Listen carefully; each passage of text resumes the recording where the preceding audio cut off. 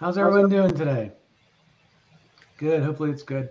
So, hello everyone. Welcome to Ready Chat. I am Larry Worth. I am not Nish Parikh. And I know you're maybe a little bit, this is like, that kind of looks like Nish, but maybe not, maybe a little less hair. And yes, Nish is actually out today. So I have had the opportunity to join us with my friend Gary. And we're going to do our best to fill in where Nish would is so good at these. So, but thank you all for joining, whether you're on LinkedIn Live, Facebook, YouTube, Twitter. We want to thank you for attending today. And I'm pinching in, and again, Larry Worth. I'm vice president over at Rangam, and we are here to not talk about me. We're here to talk about Gary and the work that Gary is doing with an incredible population. And so today's topic is the light within, a vision for success. And our guest is Gary Horton. So welcome, Gary. Thanks for joining us. Thank you very much, Larry. I'm glad to be with you all. And hello, everyone. I feel like CNN, everyone from around the world. I understand this is an international company, so I'm very excited to be here. Absolutely, we are, and we're so happy to have you, Gary. And I've had the fortune to speak with you on a couple different occasions, and I'm just so excited to have you join us today. And so, what I'd like to do is, if you wouldn't mind, if we could, I know you, but maybe this whole, those that are out there that are watching today may not. So, if you could, tell us a little about yourself, what you do, what your organization does, and then we're going to spend the rest of the time just having a chat and talking about some different topics here. All right. Again, my name is Gary Horton. Good thing about Gary, there's no nicknames. It's just Gary. Call me Gary. No problem. I'm from Detroit, Michigan. I am president and CEO of Vanward Consulting Services, which is a staffing firm significantly smaller than Rangam. I lost my vision totally in 2017. Although when I was age 11, the doctors told me and my mom that I would be blind by my 50s. And that was a big deal for me as I moved forward in life. It was the impetus, I like to say, for success. I made a decision very early in my life that no matter what, I was going to attempt to experience and do everything I possibly could do before I lost my vision. What I've learned is even after you lose your vision, there's still a lot to be done and that you can do. So that's a little bit about me. Again, we run a program. Vanward Consulting Services runs a program here in Michigan for blind and low vision college students.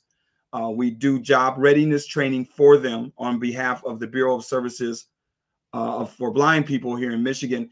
And we then place them in corporations like Rangam, like Pfizer, and others in traditional corporate internships. And that is my current passion. That's the thing that gets me up every day. That's the thing that makes me speak loudly.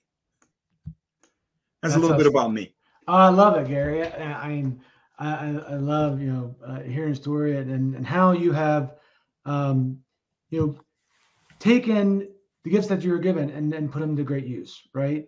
Absolutely. And so, and what an opportunity for you to be a steward of to others that, maybe experiencing some of the, some of the same challenges, and show them that, hey, there is, light out there, as we say, the light within there. There is success in your future, and you are a living example of that. So I love that. I love it. And so you were sharing about some of the work that you do with the students and preparing them for the next steps of their careers, exactly. Right? Yep. But you also, you work kind of both sides, right? You work with students, but then you also work with employers who, we're all looking for diverse talent right now, and so, but not everybody knows, the best way to engage or to provide the support someone needs. But you provide some of that, right? Yeah, Larry. I think of it as a bow tie, right? I think of my company as the knot in the bow tie. On one bow, you have students that are, let's say, visually impaired, but you can replace that with any impairment, any disability, right? And on the other side of that bow tie, in the other bow, are businesses, particularly corporate America. Because here's the thing, when corporate America gets behind it, things change, at least in the United States of America, and I dare say around the world. So what I do is provide these young people, and I deal with older people as well, in the skills for business in the private sector, because it's the private sector that allows one to be independent. On the public sector side is advocacy, it's education, it's awareness. That's the game on the corporate side. And use a language of corporations and not a language of what I would say are nonprofits. And that is, what is the value proposition for this employee or any employee? And we have to recognize that. And I like to feel that I bridge the gap in that knot. I tie the two together. I think in previous decades before COVID, they were miscommunicating. They were talking past one another. The public sector guys were talking and speaking in a language that corporations don't hear, and corporations didn't fully appreciate or recognize the real value that exists in lots of people, particularly the visually impaired, right? So again, a lot of what I do is making focusing on awareness for these corporations. And once they see me walk in a room, they see me walk with confidence, they see me navigate, then they understand what blindness really is. And a lot of people don't know what it really is. And I'm happy to tell you what blindness is. Blindness is me and every other blind person that's in the world. We're a spectrum of all different types of areas of vision. Yeah, I happen to be totally blind. Yeah, but I still look good. Yeah, oh, you do, Gary. I like your style, man. Or like my teenage kids would say, I like your fit, which means you look good, man. Look at me speaking teenage. All right. So Gary, what you said about going and talking to those corporations and speaking that language is so critically important. When I first got into the world of disabilities, they're like, oh, you gotta go knock on 100 doors to get one person hired. I'm like, well, why don't you knock on one and get 100 hired? There's these companies out there, these big, huge companies that they're hiring thousands, tens of thousands a year. Why can't they hire our population? And like, oh no, they won't do that. They gotta go talk to corporate. I was like, cool, go talk to corporate. Like, oh no, I can't do that. And the key is on that, and to be successful at that, is you have to understand those companies, those processes, and spend millions of dollars refining those processes. Our job and your job, Gary, what you do so well, is to take the process that a company has and to make it accessible and make it available for the population that you support. Now, we all support all disabilities, but you specifically support a population that, when companies, they think about, I'll hire people with this, and then they say, well, what about someone who's blind? And you reference it, like people don't really understand what that means, and they think it's just one thing, but there's so many different things. So if you could, maybe you could talk a little bit about, as you go and engage, like what are some of the key things that you talk to employers about when you're talking about, hiring people who are blind or have low vision or are on that spectrum that you talk about? What are some of those key things that you focus on? And that is the beginning of it, right? The first rule is that, well, let me just say it this way, Larry. When I was 11 years old and someone said you're going to be blind in about 40 years, all I could think about is all the lights going out and it to be total darkness. That's pretty scary for an 11-year-old. And you'd be surprised, and maybe you wouldn't be, but there's a lot that will be surprised that a lot of people think that. Not true. Blind people all have some level of vision. It's a spectrum. You have low vision people that just need a magnifier, all the way to people like myself that require technology to make myself accessible. If it is a brain job, there's not a lot of what I call a brain job. There's not a lot of that a corporation has to do. I developed my skill set over a 40-year career in automotive and energy. There's a lot that I have between my ears. Now all I need is the ability to use the tools in order to communicate, facilitate meetings, and do the work. And that is all trainable with technology. To your point about process is so important. When you're a staffing professional, your job is to match a human with a bag of skills with a job that exists within an organization. And the people that are good at this staffing business, they understand critically what those processes are and can define the person that most easily can meld into that job. And because of the digital revolution, the pandemic, remote work, technology, that becomes a much shorter jump to make. And those are the types of conversations that I get into. I always start from a business perspective. What do you need in this role perspective?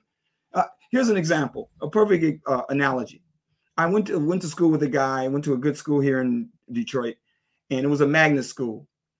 But if you're 7'2", you have to consider basketball, right?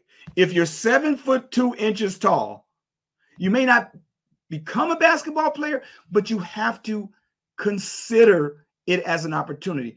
It's the same conversation with these employers. Some of the opportunities they have within their organizations are tailor-made for individuals with visual impairment. Listening, communication, articulation, thinking around issues, creative thinkers, right? People that are visually impaired are social by nature. They communicate by voice by nature.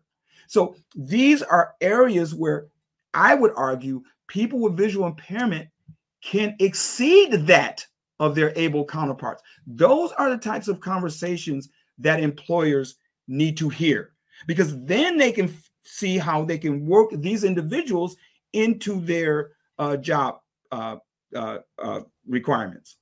Does that make sense? Man, you gotta make it real for them from their perspective. Absolutely. And this is something that we talk about all the time, and understanding that, gone are the days of, the charity hire, right?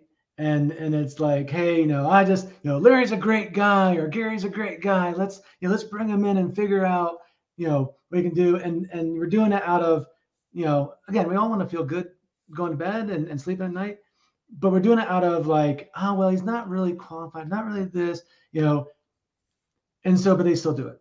Now, companies, especially the larger organizations that are out there, they're really looking for that talent, and they're looking for those transferable skills. And we understand that, folks in our community, whether they're neurodivergent, they're blind, autistic, or have disabilities, their path to where they are today is varied, but they have some of those transferable skills. You just got to know how to translate them to the job that is there, and you're going to have a very viable candidate and very viable I think that's employer. where the firms come in.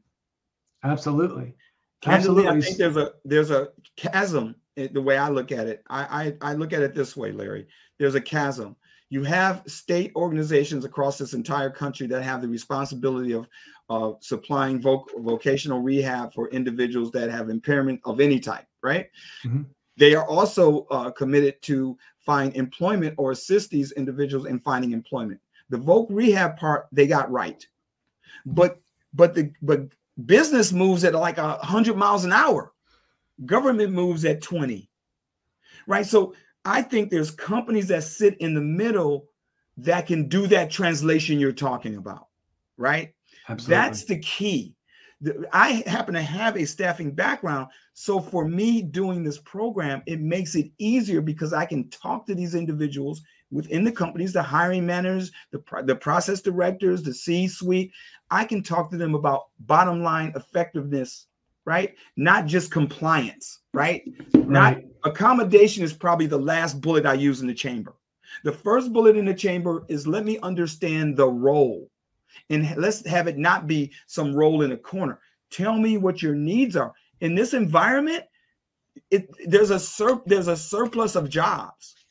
Employers want committed, loyal, intelligent, learning talent. I can give them that. Let's understand what the roles are, and let's see how I can fit a person in that role. Once we understand what the role is, then we can start to focus on what an accommodation might be, right? That's the conversation, I think, with the corporations. On the candidate side, it is see yourself as complete. You are a complete human. You have great skills and you have skills to learn, but it's about showing up with confidence, leaning into your so-called disability. I'm proud that I am blind. It is part of my success. Had that doctor not told me that at 11, maybe I would have gone a different path.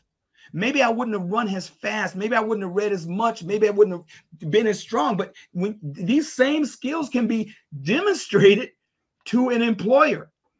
Absolutely. I will challenge anyone. I will sit for any job that I want. And to the extent that I can do it, the fact that I can articulate it will oftentimes get me that role.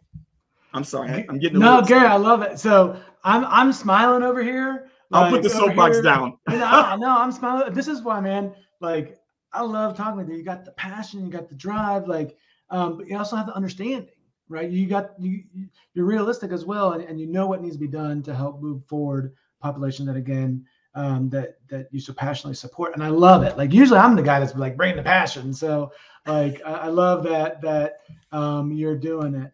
And so you said something that kind of triggered something in my thought, and we're talking about our job in this field is to identify that talent, regardless of what talent is. Like, we understand intersectionality, right? The disability or blindness or neurodivergence or autistic is just one of the things that they are, and they may identify very closely with it and identify who they are, but they're more than just that, right? They're an intersection of many different diverse categories that are there. And so, you're talking about, as you're looking at bringing in tremendous talent, you got all that going for you. You got all those learned life experiences, you got all that experience. And so we talk about, that's the benefit of tapping into some of those resources because they have the talent. But then you also talked about some folks who, a lot of what you do is working with college students who are now entering into that. They're developing those skills, right? They have the learned life, right? They have that, whether they acquired it or they were born with it. They have that piece of it. Now they got to acquire those skills. So how do you help, really start shaping some of, that foundational skill work or hard skills or soft skills that someone needs to make that transition from college to, the workforce? That is such an excellent question. That is when I talked about bridging gaps, there also exists a gap. If I can go a little bit around the horn for this to answer your question, in universities, there's usually a disabled organization that deals with the disabled students on the campus, and there's usually the job organization on the campus that does the recruiting activity. And oftentimes those two groups do not talk to each other. So the students that have visual impairment don't usually get the option, or they are not aware of this whole job search activity and that exists at the university. Again, this is where the gap can be bridged. So with my students, we tell them we are not vocational rehab people. We're not educators. We're more like job coaches. So all of that work that needed to be done when they were a freshman in college or even a junior in high school, how to brand yourself, how to write an effective resume, how to write a cover letter, how to break down a requirement, how to assess your own skills, how to be able to articulate who and what you are and what you want, or even pick that career. That's our focus. And we do it by having individuals that engage with these young people that have the same quote unquote disability they have. All of my employment partners are visually impaired. All of the speakers that come to our workshop are professional people that are visually impaired. So we focus our lessons like a laser beam with the acknowledgement that we are dealing with trainers, facilitators, and students that are all visually impaired. And what I have seen has happened this last year is the students themselves build camaraderie, which is very, very important when you're doing a job search, building a network of professionals that you know your entire life. A lot of these young people may be a little more isolated. So we're giving them an opportunity to engage with other students. Oh, writing a resume. How do you write that resume? And how do you develop the technical skills to do so in a professional manner? Well, you know what? Why don't you talk to professional people that do it? So we don't do a generic resume writing workshop. We do a resume writing workshop taking into account that a person writing that resume is a person that is visually impaired, writing it for somebody that may have sight. So by focusing these workshops in these areas, having those exemplars in place, this is what gives the young people the confidence to sit in that room and talk that talk. Because many of them can already walk the walk, but they have to learn how to talk that talk. And that's what that's what my Lean In program is all about. And that, I think, is the answer for young people. The same activities exist for people in their middle age. If I'm 45 or I'm 62 and I lost my job, I'm not ready to stop working. I want to work and be independent. How do I do that? I think it's the same multi-step process that with anything else. Assess yourself, figure out what you want to do, figure out what the gap is, fill the gap, and then aggressively pursue employment. That's the answer. It doesn't matter your background. Did that answer? Oh my goodness, man. I'm like, did I lay it out? Man. You're like dead on. I'm like, this is like, I'm taking notes. This is great. Like, this is outstanding, man. Like, this is wonderful, Gary. And this is what is required. And again, young people of all ages, of all types, to your point, intersectionality, they need to hear this message. But really, those with visual impairment or other disabilities where they're kind of segregated from the world in a way, right? They need this message. They need to be inculcated with this information to prepare them to engage in the private sector. The answer is the private sector. It's the Pfizers, the GMs, the Fords. These are the companies that when they lean into it, we all lean into it. Absolutely. That will change. Gary Horton won't change society. Maybe Larry won't change society. But when the corporations get involved, things change. I've seen that my entire life. Well, Gary, I love that you're doing your part too, man. Like, you know, you're jumping right in there. You're right. I think that, you know, as private sector gets more engaged and starts seeing the value and understanding and you know, having the systems of support and, you know, the pathways to attract talent with, you know, disabilities of all disabilities, we're going to see an explosion of talent. Yeah. We're going to see, you know, incredible innovation, because we know that's what's out there in our population. We just need to get them in the right spots, and the companies are starting to identify that. And the work that you're doing, not only preparing the students as they come through, but also having those conversations with the employers, with that private sector that says, hey, you can do this, and here's how it's going to be done, and here's how you can do it within your situation, within your system. And I think all those things are starting to come together right now.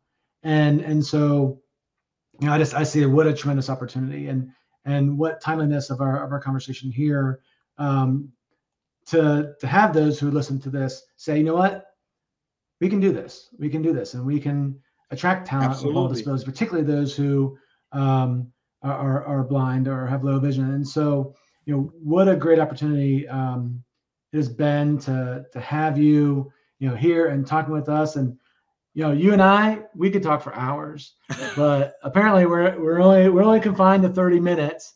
And believe it or not, we're getting real close to that. Oh, are you kidding me? I'm not even joking. Like, we're at like 27. So, like, right? And so that went by like nothing. Nobody's business. Like, did I talk too much? Again, we could talk about this all day. I love talking with you. And so, I want to make sure that we leave the folks with you've already if you're listening to this, you've already gathered so much information and such valuable insight. But if you could leave us with something, Gary, Yes. what is it? Is it a affirmation of something that you already said, or is it something new, or is it something that just you've experienced through your lived experience? Like, what do you want folks who are watching this to take from it, or for listening to this to take from it? Here's what I want everyone to take away. I said this to a group of students in Lansing, and I believe it to my core. Everyone has bias. I have bias. You have bias, Larry. Sometimes a person's bias in an employment context can work to your favor, while other times it can work against you. That being said, one thing is universally true. Excellence trumps bias. Excellence trumps bias. If you are excellent, you can trump bias. You can't change what another person necessarily thinks. And everybody tries to manage their bias. But you know what is unimpeachable? Excellence. So I leave everyone with this thought. Don't be mediocre. Don't be lazy. Be excellent. That would be what I would like to leave everybody with.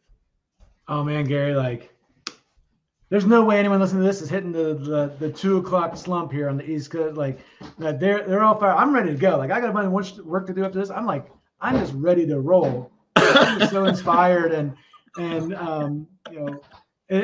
it's motivated, right, as well. So I love it, and I love that. So Gary, thank you so much, and we I really enjoy our partnership together, and just think the work that you're doing is just the right thing, and you're doing it well, and you're doing it right. And any of those out there that want to seek to employ people with who are blind or have vision impairments. That's right. If you want a good intern, don't forget about Vanward Consulting Services. I got great interns that will have the same passion that I'm displaying here on this meeting. I love it. I love it. And of course, we're out here with Rangam. We're always here for that. I know it's not a sales pitch, but together we're going to make great things happen. So thank you, Gary, so much for your time. Thank you, Ginger, very much. It was my pleasure. Thank you, everybody who's out there.